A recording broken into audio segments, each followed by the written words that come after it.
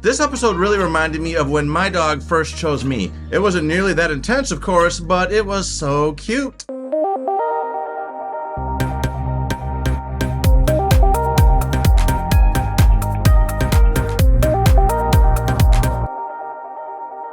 Alright, another episode of House of the Dragon is in the bag. This episode picked things up a bit, but it is by no means an action-packed episode. Diving right in, don't you really hate when your boss forces you to go camping? Allison seems like she's having a bit of an existential crisis. Who would have thought that raising your kids as entitled brats would have such ramifications? Now, I didn't read the book, so I'm not really sure what's going to happen, but there was a huge part of me that was really thinking, what if something came out of this water when she's doing her little swim and just ate her ass? There's got to be some kind of mythical water creature that we haven't seen yet, but oh well, at least we got to see her wear something besides that green dress. Seriously, have you guys ever noticed that these people really don't seem to change their clothes? They all must be really funky motherfuckers because they wear the same things every day. Is there a laundromat in King's Landing? Is there a laundromat in Westeros? I don't think there is. I think these people stink. Just a bunch of funky ass motherfuckers. Or perhaps Allison's closet is just full of the same green dress every single day. Monday, green dress. Tuesday, green dress. Wednesday, what am I gonna wear? Let me guess. Green dress. Massaria really is proving to be the true hand of the queen.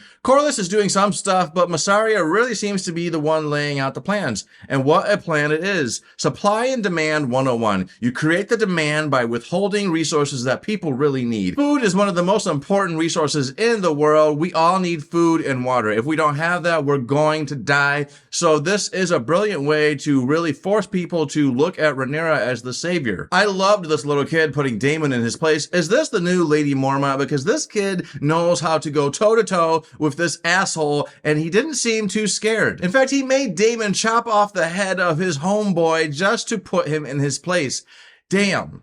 Just brutal. Rehab doesn't seem to be going super well for Aegon the Charred. He's looking very rough. Each step seems like it's hurting a lot, but I am very much curious, why is Larys Strong pushing so much for the king to get better so quickly? Is it because he's scared of Aemon continuing to be the ruler in his stead? Because I have a newsflash for Larys, Aegon is also a piece of shit. Maybe not quite as demented though. Maybe not quite as demented. One thing's for sure though, I think the price at the brothel for Aegon just went up because he is nasty looking. He looks a lot like, actually, since they showed Viserys in this episode, I was really getting reminded of Viserys' funky ass when Viserys was really rotting to a corpse. Aegon the Charred.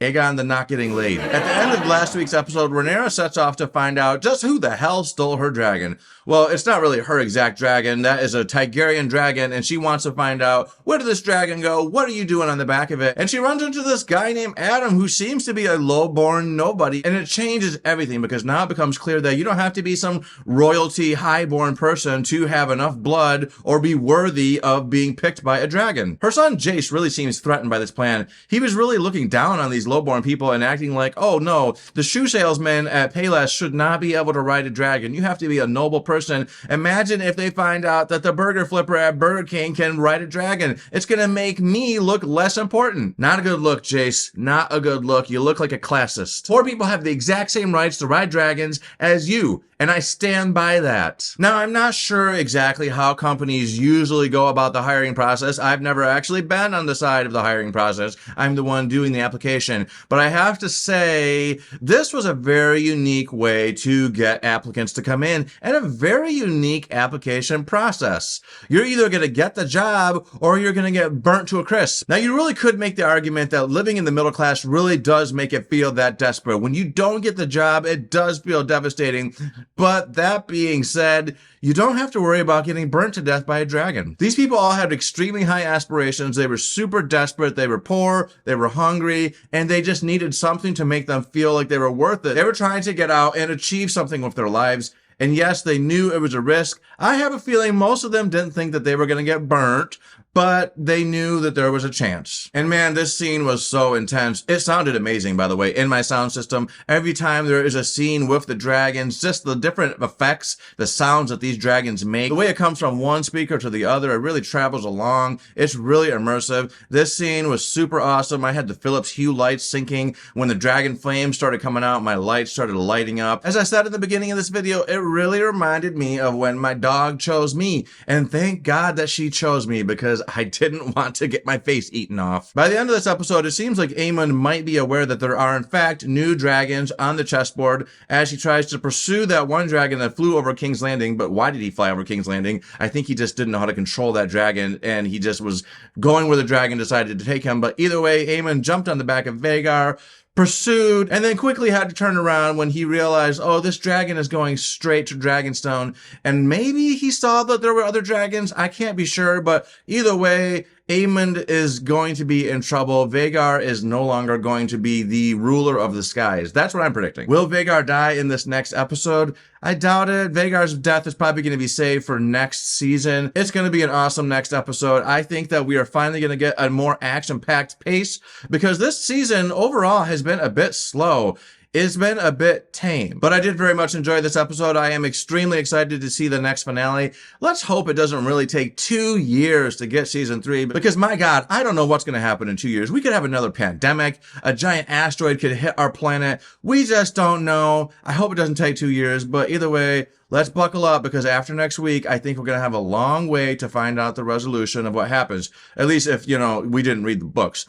But even if you read the books, you're not necessarily guaranteed to know what's going to happen. As we saw in Game of Thrones, some twist can still be thrown at us. Do you guys think that this episode picked things up enough? Do you like the progress of this episode? Did you enjoy this episode? How are you feeling about this season as a whole? I think this season has overall been a little bit slower than I thought it was going to be. At the end of last season, I thought, oh my God, guns are going to come out. Well, not guns. Dragon flames are going to come out. But either way, it did sort of happen this season, but not quite to the extent. So what did you guys think? Are you a little let down with the pacing, or are you just loving anything in this world? I mean, I'm not going to say I'm not loving this. I am loving this. I am just saying I think it could have been a little bit faster paced. Maybe they're dragging this book out a little bit farther than it needs to be. Put your thoughts in the comments. Let me know. Did you guys like this video? If you did, please hit the like button. And if you want to hear more things from me, then why don't you subscribe to this channel? That's the best way. And that's all I have to say, folks. Until next time, later.